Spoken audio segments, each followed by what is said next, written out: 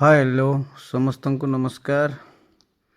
आमे एबे वर्तमान किभो अकाउंट रू QCC एक्सचेंज भीतर को आमरो जेतिकी जहाँ कॉइन अच्छी डी coin QCC mining coin ISDT swapped purchased coins swapped mining coins ए सब जेमती की पठाइबा ट्रांसफर करबा से ऑप्शन विषय रे आमे कथा बा। फर्स्ट ऑफ ऑल आमे हमरो QCC एक्सचेंज टाको ओपन करी रखिबा।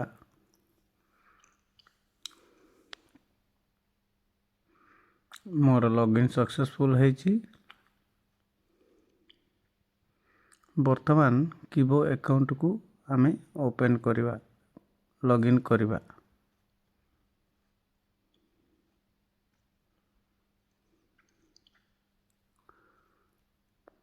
मोर यूजर नेम पासवर्ड मु मारबी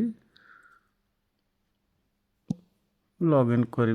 लॉगिन कला परे मु प्रथमे स्विच यूजर आमे जो मर्ज करछु से स्विच यूजर रो अकाउंट को मु आउथरे पुणी लॉगिन करूची। एटी देखंतु QCC कॉइन गुड अछि परचेज ISDT अछि 15 टंका आउ डी कॉइन अछि। ए तीनटा गुडाक केमति की हमर एक्सचेंज भीतर को जीवो से विषय रे मु तुमको बुझेबी। आउ मेनू बार को जीबा माय ऑप्शंस को सेठी देखंतु transfer coins to QCC exchange बोली कि थिबो एटी तो अछि।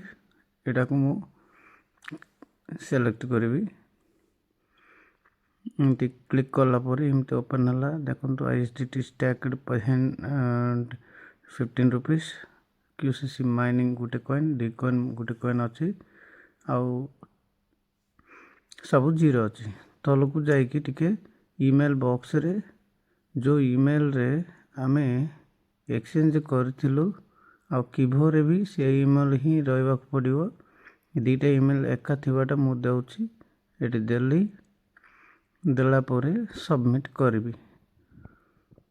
इति सबमिट करू कन्फर्म आसीबो ताकू ओके कले एटी transfer request submitted successfully please wait 24 to 48 hours to complete बोले आछि ताकू ओके करबी।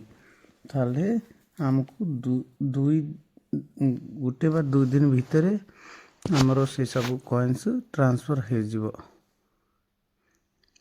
ए मो भेरी देखंतु ए मास जनवरी 31 भीतरे सबु अकाउंट रू सबु प्रकार हमरो QCC कॉइन डी कॉइन सबु भी ट्रांसफर हे जिबा पड़िबो। ए मोर वीडियो जदि भल लागिबो लाइक करंतु शेयर करंतु और मो चैनल को सब्सक्राइब करंतु। अति